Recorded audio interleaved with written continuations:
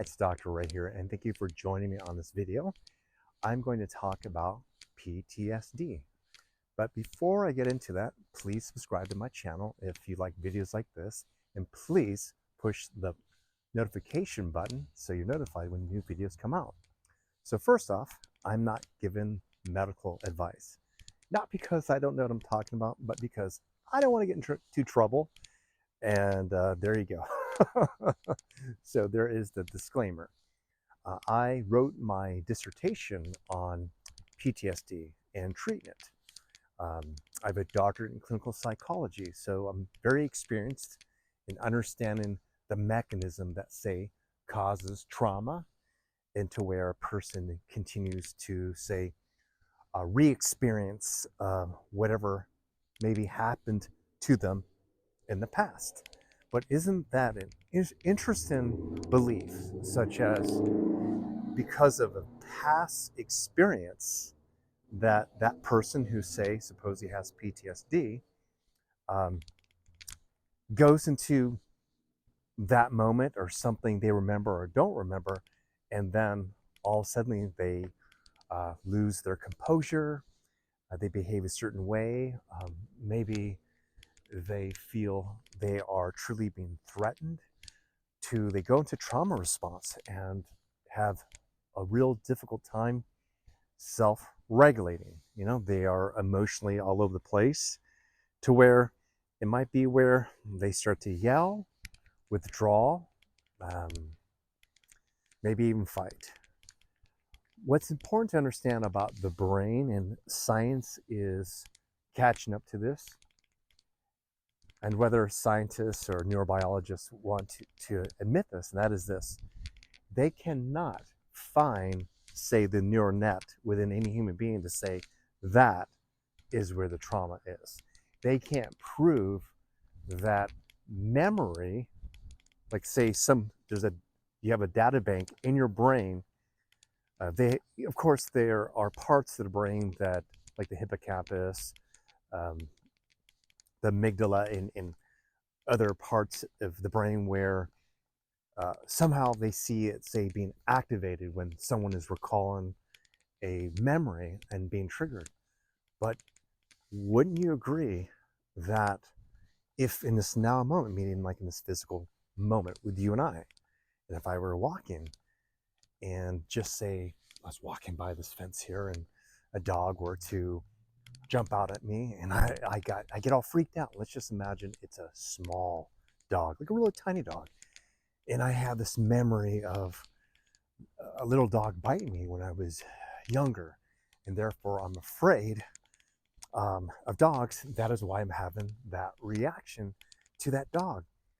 But is that happening from the past, or is it happening from this now moment by how I perceive the dog, whether it's conscious or unconscious? You'd probably say, well, I don't know, tell us, Dr. Ray. Or you might say, it seems like it brings up memory for you, but I'm having a physiological response in this now moment.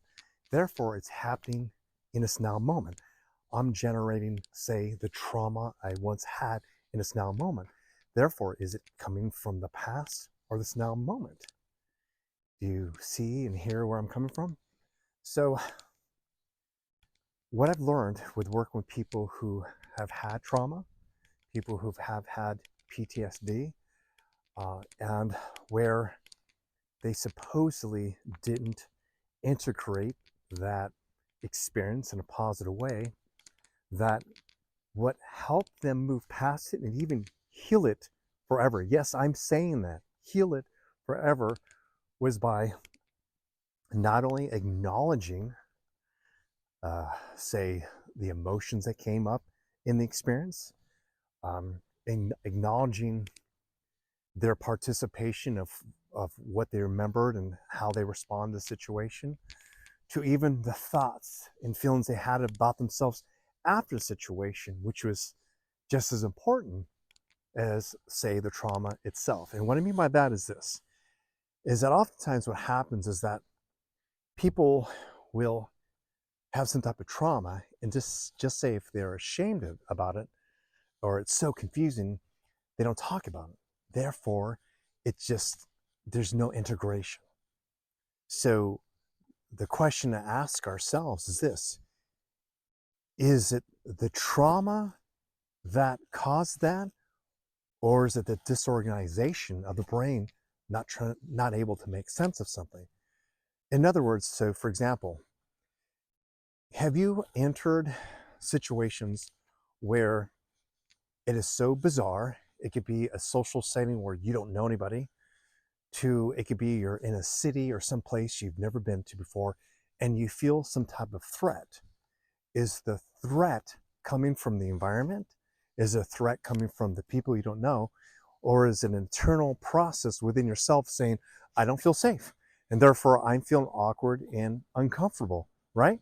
So what I'm saying is that how we pay attention to things and how we interpret that can create those uncomfortable feelings, and can say, maybe elicit a response where it appears to look like trauma or PTSD.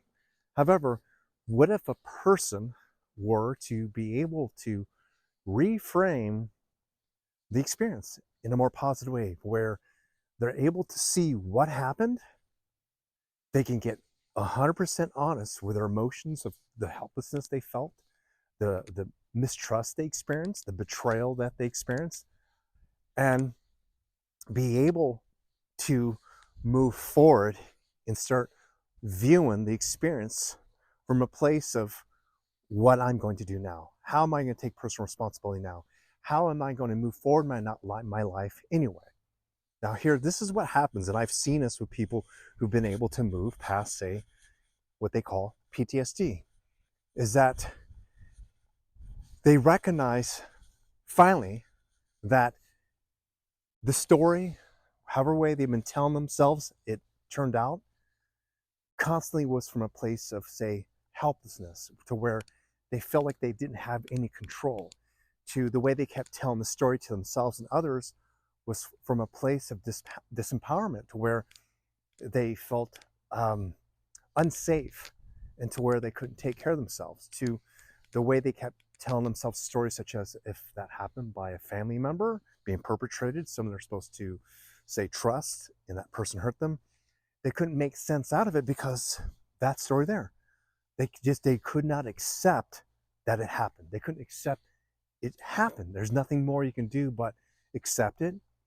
Doesn't mean that you come to like it. It doesn't even mean, like, here's the thing. I don't necessarily believe someone has to forgive someone. If anything, it's more accepting the moment, the experience, and being able to honor what it felt like to feel betrayed or hurt or scared, to be clear with the emotions that come up with that, making sure that you are connecting to it in a somatic way, whether it's through breath work or crying and releasing energy to really feel the emotions, to go into logic so you can see things of, like, to make sense out of it, to communicate about it in a more positive way, and then have the positive action steps moving forward.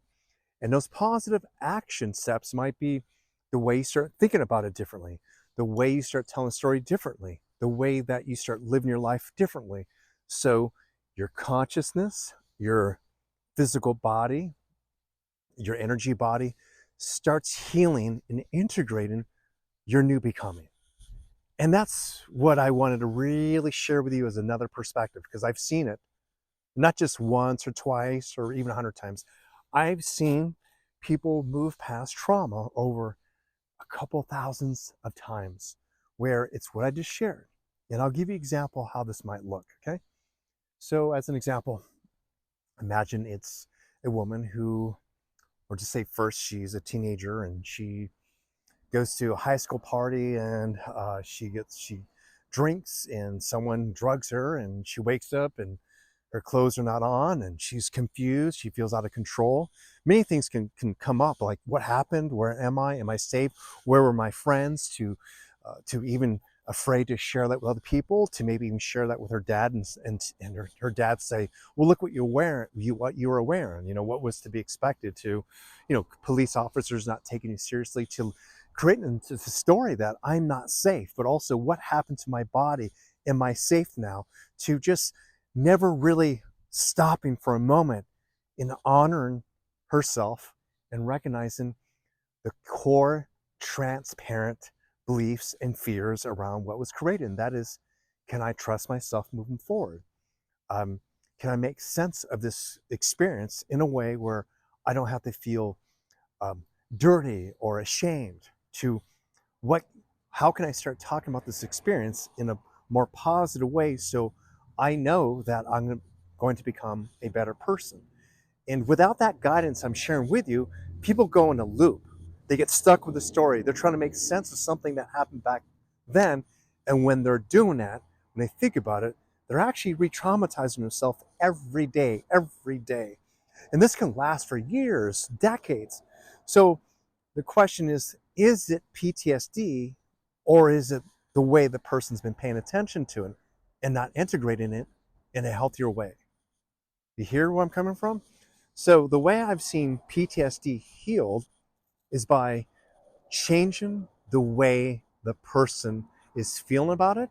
Like, not dismissing it, not saying it didn't hurt, but I'm talking about be aware of still the helplessness that might be there. Be aware of how you need to gain maybe more trust with your decisions. Become aware that you need to make actual new choices, and that you need to take personal responsibility for your life, and that you need to integrate that and start moving forward in the direction of the life that you want to live. And what happens sometimes with people who've been traumatized is they've they've defined themselves so long with that identity that they don't know who they would be if they were to be healed, because it's their excuse for why they sabotage relationships. It's their excuse for why they don't trust people. It's their excuse for why they feel uncomfortable in social situations. It's their reason for many other things, from emotionally eating or whatever, bad habits. And if they were to come to a place of understanding that, yeah, it did hurt, and yes, the past is the past, and yes, that you're going to have to learn and grow from this anyway, and that yes, you're going to have to take personal responsibility and take new actions that are more positive yourself. Oftentimes, the secondary gain is staying stuck, like not having to take personal responsibility. Sometimes it's unconscious, where people, um, that there's some benefit that's unconscious that they get from, staying where they are. And it's not like they're thinking, how can I, um, how can I make my life harder by staying here? It's usually unconscious, because it's all they've come to know. And so, if you're suffering with PTSD, and I'm not giving medical advice, if you're suffering with something that hasn't been integrated, like some type of traumatic experience, please listen to what I share. Be open to this. And again, it's become aware of what you feel. Don't push it away.